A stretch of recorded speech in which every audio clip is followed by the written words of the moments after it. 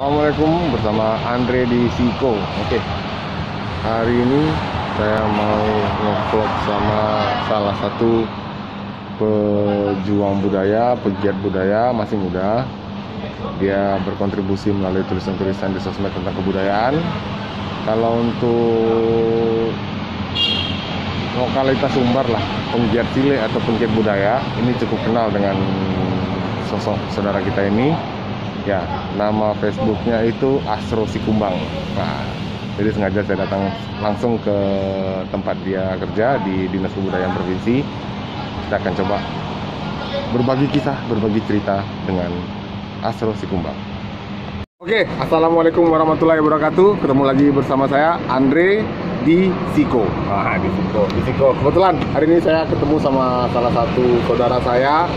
Kita kenal itu pada salah satu event internasional cilik ya, Asro ya. Ya. Nah, kita ketemu, berkenalan di sana. Asro ini salah satu pejuang sosmed nih. Jadi dia bergerak di bidang kebudayaan, yang melingkupi itulah kebudayaan Minangkabau, dan dia sering menulis di sosmed tentang kebudayaan hingga saat ini. Kebetulan dia lagi ada di Padang dan dia lagi dinas di Padang. Kebetulan dia lagi dinas di Padang. Saya kepikiran untuk mau ngajak beliau ngevlog nih, mau ngajak beliau cerita-cerita nih tentang pengalamannya dan bagaimana dia bisa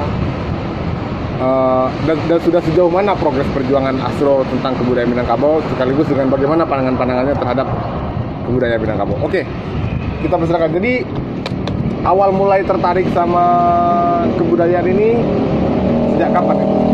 Kalau awal mula tertarik mungkin saya sendiri basic mungkin dari kecil sosial ya, membuat ilmu sosial yang makin dari tahun ke tahun kan pertumbuhan sesuai pertumbuhan umur, memahami kalau saya ketertarikan ke humaniora. Cuma saya tidak membatasi apakah itu harus sosiologi, antropologi, tidak. Cuman ya general lah ya, general humaniora dan sosial gitu.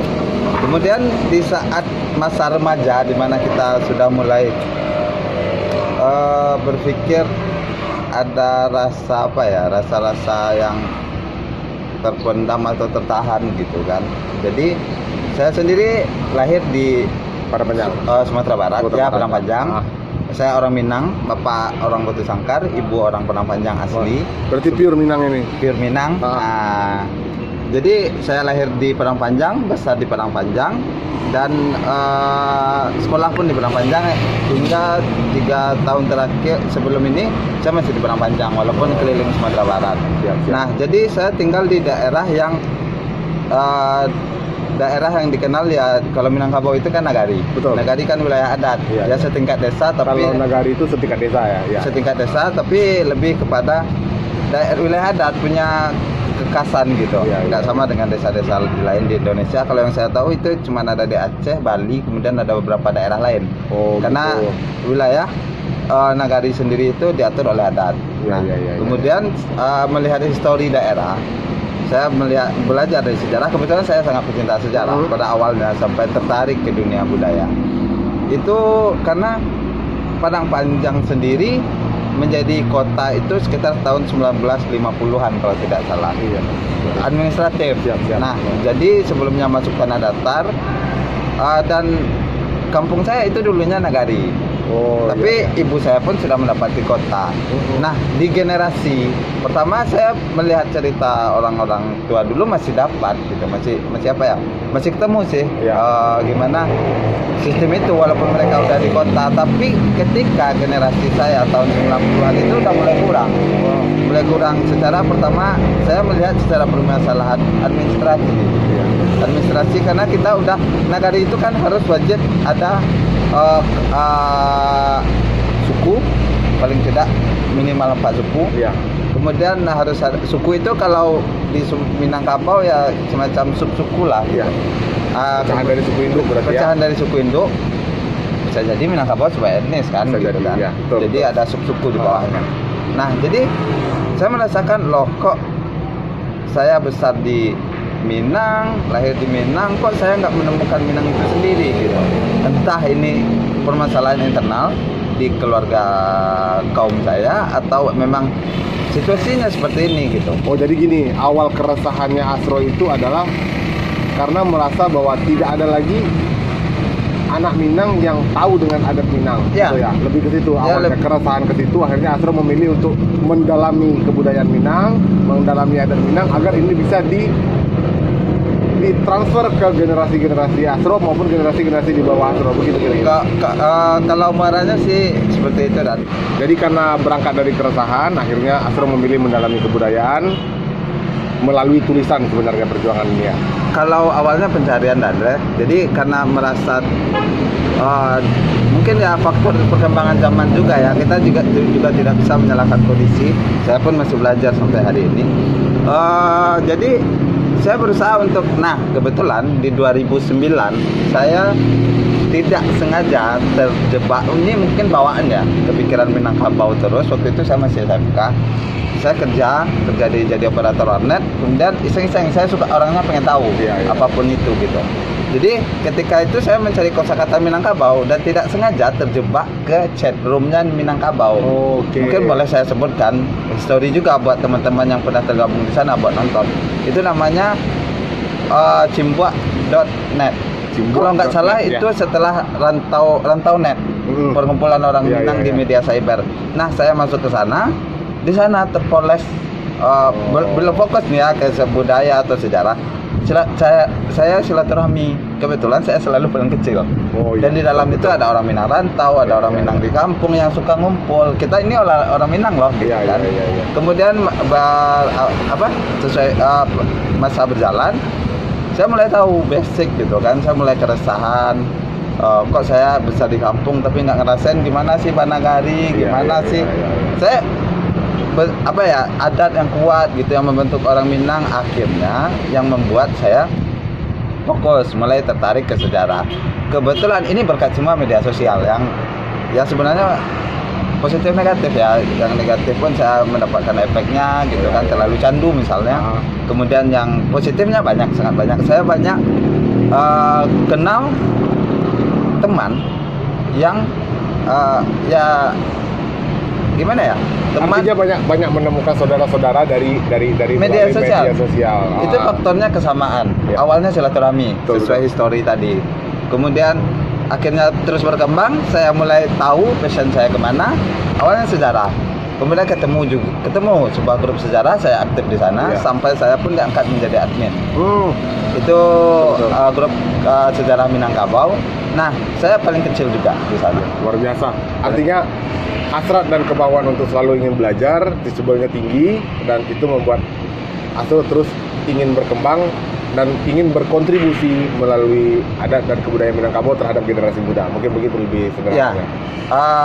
Mungkin lanjut ya, Andre. Tepat sekali yang Andre bilang tadi, ingin berkontribusi itu masih proses ya ketika masih tergabung di grup.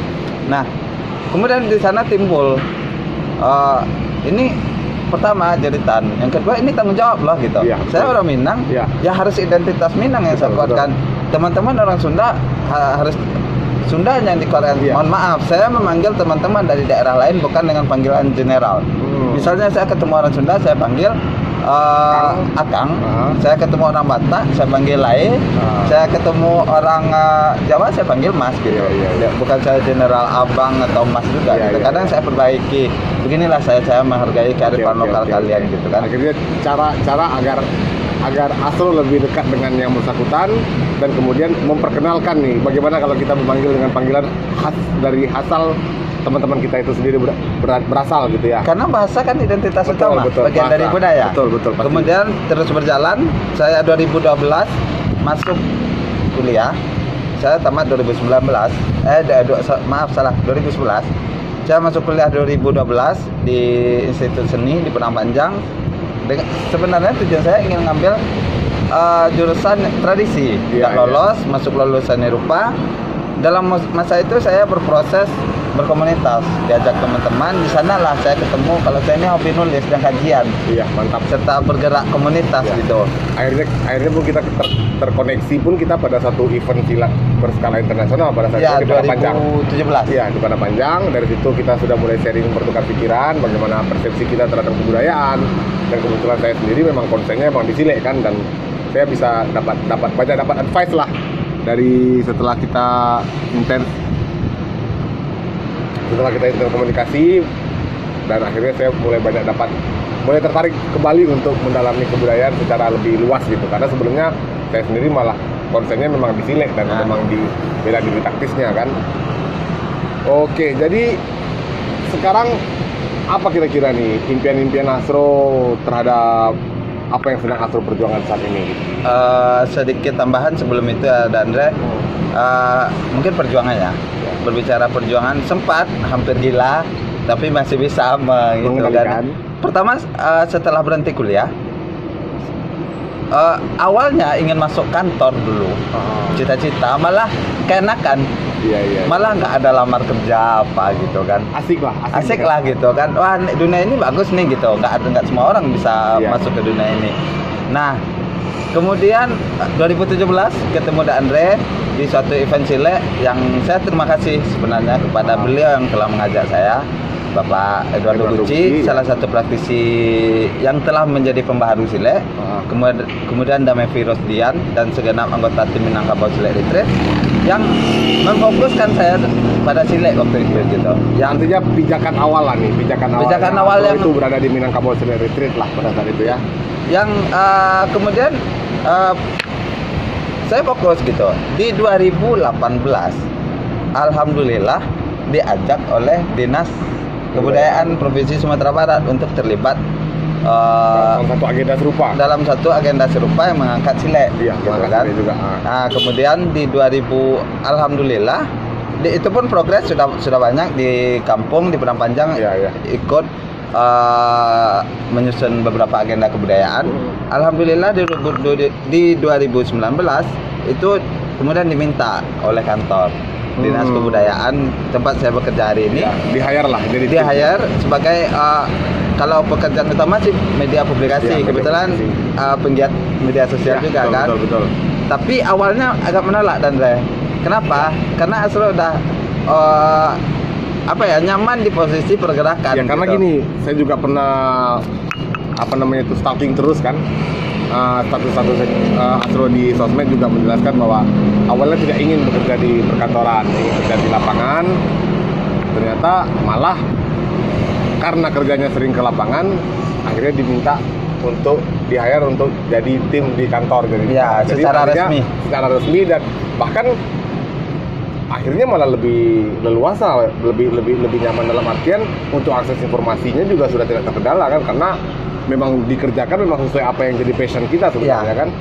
Nah, jadi melanjutkan tadi sedikit dari cerita perjalanan di kantor, awalnya agak menolak, akhirnya minta pendapat ke beberapa senior jadi kebudayaan dan kesenian, mereka mendukung gitu kan. Ada pun yang support sekarang pengen Asro jadi PNS gitu kan.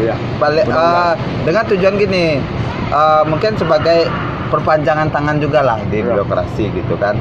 Nah, akhirnya Asro terima dengan pertimbangan pertama, kalau nggak masuk siapa lagi ke birokrasi. Yang kedua itu pastinya kehidupan ya. Intinya gini, koneksi Asro terhadap komunitas budaya maupun silet itu sudah cukup luas. Artinya kan bisa menjadi corong informasi nih untuk menyampaikan apa kira-kira yang dibutuhkan dari komunitas, dan itu bisa atau tidak diwadahi sama Dinas Kebudayaan Provinsi Sumatera Barat, gitu kan? Paling tidak, Dandre, seperti yang Dandre bilang, Asro bisa jadi ketika kantor butuh, Asro bisa rekomendasi. Ketika teman-teman di bawah, Asro bersuara. Tetap prinsip dari awal Asro ingin tetap berjuang, tetap dengan konsep pergerakan. Asro ingin menjadi penengah. Jadi artinya menjadi pengakomodir nih. Kadang kan miss-nya itu nggak tahu gitu kan. Betul. Nah, jadi dan untuk ini Asro hadir sebagai penyambung ketidakpahaman tadi. Nah, ketika ternyata setelah berkolaborasi, hasilnya malah jadi luar biasa sebenarnya. Malah support dari pemerintah, komunitas bisa bergerak dengan lebih baik, bahkan dengan jangkauan yang lebih luas sebenarnya. Ya sebenarnya itu permasalahan komunikasi aja sih, yang kalau yang pengalaman Asro ya.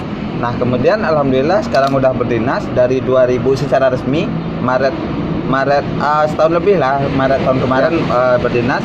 Ya seperti Andre bilang tadi, dulu ketika Asro nggak kerja, Asro masih bisa ke daerah-daerah ya lebih leluasa kan. Tapi kendalanya kita nggak ada kerja nih.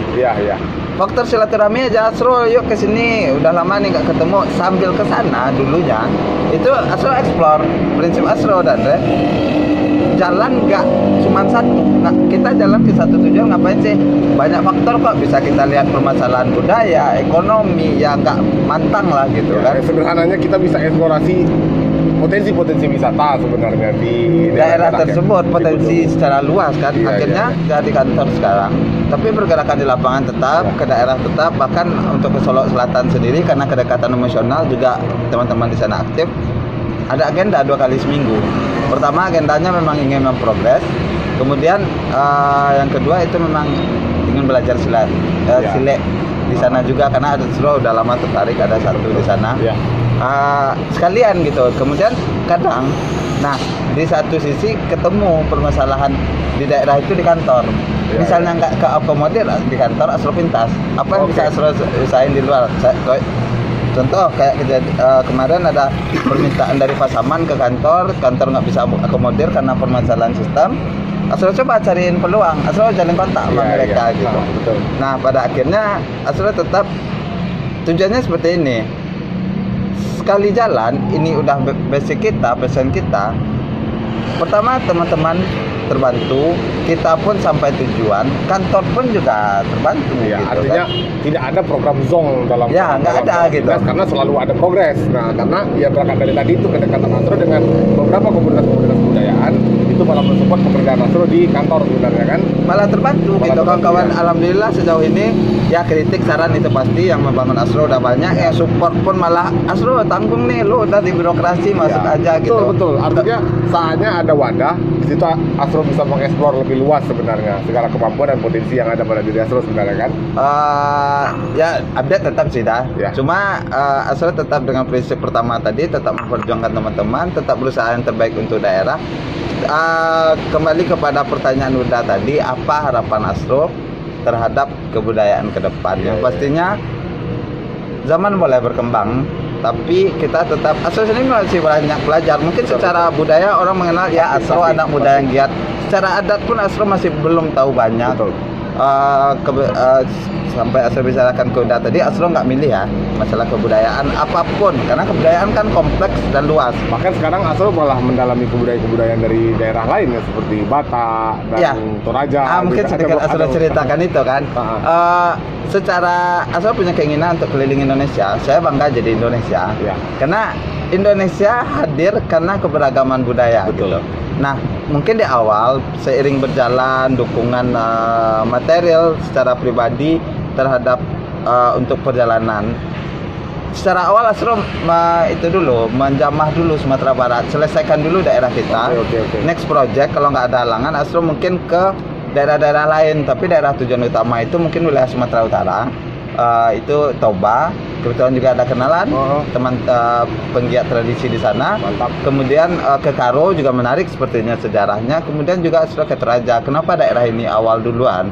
Karena Asro mencari referensi itu Batak Toba utamanya secara Sumatera Utara sama Toraja itu ada keterkaitan dengan Minangkabau versi yang resmi yang sudah diteliti itu dari bangunan. Itu menarik. Kemudian Asro melihat 3 daerah ini tidak sebatas itu. Mereka mempunyai kebudayaan kerbau yang sangat sakral. Orang Minangkabau itu menjadikan kerbau sebagai binatang sakral ketika Mangke Pengulu. Mangke mengangkat kepala kaum, kepala adat gitu kan. Kemudian di Batak Toba pun Asro lihat kerbau pun digunakan dan ritual, malah di Toraja lebih luar biasa. Kerbau pun mahal untuk kematian. Kematian paling mahal mungkin itu gitu. Semoga nanti di penelitiannya ketemu hasil yang bisa diberikan untuk menjadi referensi juga bagi teman-teman pegiat budaya yang lain nih. Oke, jadi sekarang kebetulan program yang sedang Asro garap dalam musim pandemi ini ada acara Gurau Corona itu. Ya, kebetulan ada, sebenarnya pandemi kita lihat sebagai peluang ya. Alhamdulillah ketika pandemi berawal dari iseng-iseng dan kesamaan, saya bersama pelaku tradisi, beliau pemain Saluang Darabab, nama beliau Ma Asanawi, pelaku tradisi di Padang. Kemudian ada koreografer tari muda, beliau namanya Joni Andra. Sudah cukup terkenal. Kami bertemu, awalnya iseng-iseng pengen live, kemudian melihat respon, masyarakat yang luas gitu kan. Sampai kami buka donasi dan juga pernah kami buka donasi untuk salah satu almarhum pelaku seni yang sakit waktu itu. Ya. Dan luas ketika itu kami melihat peluang loh ini sepertinya bisa menjadi, mungkin semua orang udah bikin, tapi kita gimana bikin capaiannya ini sampai gitu. Tradisi tidak hanya tontonan, tapi tradisi juga pengetahuan. Juga melibatkan orang banyak lah. Juga kita dan Andre mungkin untuk sementara kita masih terbatas karena kita kondisi juga ya. Iya, di pandemi. Maksud saya yang akses terluas itu adalah ketika di pandemi ini pada bulan Ramadan kan pada hari raya kan tidak bisa mudik. Nah, karena pandemi. Nah, Astro menawarkan melalui program bersama Mas Tanawi dan Bang Andra itu program Barabab. Ya, Barabab dan Basaluang. Nah, itu akan menjadi pengobat rindu bagi saudara-saudara kita yang dirantau sebenarnya. Salah satu buktinya mereka donasi, bahkan itu yang paling sering donasi dari Washington DC. Washington dari itu perantau Minang di sana ya? Ya. Oh. Dan kami sejauh ini mungkin kalau di total jumlah viewer versi Facebook ya kita akan melakukan upgrade juga sama Andra, kita akan menseriuskan ini. Itu kalau di total mungkin udah hampir 1 juta. Wah, luar biasa. Karena terakhir yang kemarin itu 100 ribuan, ada yang puluhan ribu, mungkin hampir ya. Kita belum melihat secara mentotal. Tapi kalau dana yang terkumpul sejauh ini, kalau yang Astro kalkulasikan mungkin udah sampai, termasuk dana untuk yang almarhum salah satu seniman di rantau, itu udah sampai hampir 10 jutaan mungkin. Wah, luar biasa. Mudah-mudahan nanti kedepannya lebih kencang lagi progresnya dan mempererat lagi silaturahmi kita antara perantau Minang sedunia. Artinya ya kenapa perantau-perantau kita bisa survive di daerah-daerah lain, mungkin karena selain prinsip di mana bumi dipijak di situ lagi dijunjung, dan kemampuan beradaptasi dan membangun kekeluargaan di rantau itu juga jadi pelajaran penting buat kita generasi muda saat ini ketika merantau, bahwa di sana pun yang kita cari pertama kali adalah saudara-saudara kita. Begitu mungkin ya. Sedikit menambahkan ya dari harapan tadi. Harapan Astro sih terhadap kebudayaan, khususnya kita generasi muda, yang pastinya kita bangkit bersama. Siap. Yang kemudian ya saling mendukung, yang kemudian jadikan kebudayaan memang benar. Astro melihat salah satu legalitas hukum Undang-Undang Nomor 5 Pemajang Kebudayaan. Memang kebudayaan itu adalah investasi identitas, investasi ekonomi. Betul. Karena orang kesini bukan melihat alam, lebih menang alam Swiss dong. Betul. Daripada Indonesia gitu. Ya. Swiss pun punya keunikan tersendiri, tapi budaya kita sendiri. Kemudian bagaimana untuk teman-teman yang bergerak tetaplah semangat, kita saling berkabar. Ya bagaimana kita inovasi.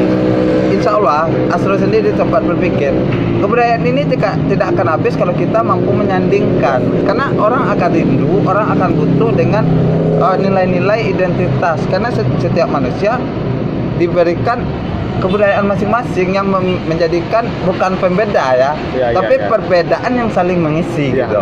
Nah, ya saling supporting lah. Saling support gitu. Kita Batak tortornya bagus loh, Minang rendangnya enak loh gitu. Dan itu sebenarnya kekuatan kita gitu. Dan jangan jadikan sebenarnya kebudayaan adalah segalanya, karena kebudayaan pada konsepnya adalah alamiah manusia. Bahkan Astro sempat bikin supaya lebih penekanan.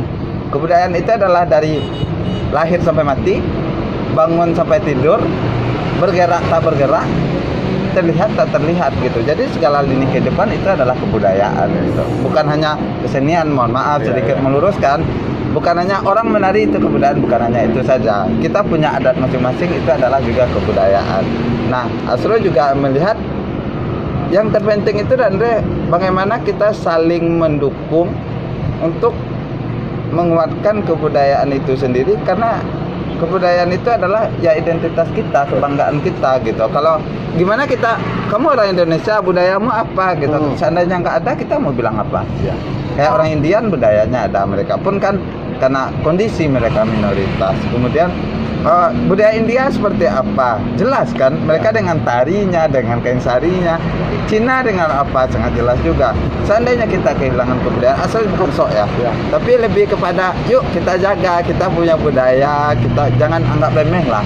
Kebudayaan itu seperti apa? Insya Allah kebudayaan menjadi salah satu aset terpenting dalam kebertahanan peradaban sebuah bangsa. Luar biasa. Betul. Biar sekali itu. Oke, thank you. Sharing Siap. story-nya nih sebentar. Nanti mungkin pas Astro lagi siaran langsung, mudah-mudahan ada kesempatan saya bisa lanjutin lagi. Oh ya, boleh Untuk- ya. sedikit itu dan dia kasih tahu dan kemudian dilanjutkan pas siaran langsung ya. Nama program kita Ya. itu namanya Malam Bagurau Lawan Corona. Malam Bagurau lawan Corona. Oke. Itu ada fanspage-nya. Kita sekarang udah peningkatan melalui fanspage. Kita lagi mikir nih. Kami udah prinsip kita nggak hanya di pandemi aja, kita akan terus progres. Akan terus continue, betul. Continue insya Allah. Itu ada fanspage, kita tayang setiap Rabu live, Rabu dan Sabtu itu pukul 8 malam gitu. Mungkin nanti tidak hanya sekedar saluran rapat saja ya, bisa jadi nanti ada tarian Minangkabau. Kita mungkin sejauh ini fokus ke musik dulu dan Musik kita dulu, menampilkan musik dulu, tapi nggak tahu ya, kita juga akan support pada seniman lain. Mungkin kita akan juga lelang lukisan atau diskusi, kita akan arah ke sana juga luar sih. biasa. Masih muda, perjuangannya tanpa batas. Mudah-mudahan mendapat yang setimpal lah dengan apa yang sedang diperjuangkan. Sama dengan Andre lah yang sudah sedang Insya Allah. berjuang di Sedang kebudayaan. berjuang. Ya, oke. Sekian sharing sore saya, ngobrol-ngobrol bareng sama Astro Sikumbang. Boleh nanti di Facebook Astro Sikumbang Minangkabau. Nanti akan saya tulis di deskripsi di bawah. Mungkin itu saja dulu sore Siap. ini. Terima kasih banyak atas waktunya. Oke. Jangan lupa subscribe, like, komen positif, dan share. Oke. Assalamualaikum warahmatullahi wabarakatuh.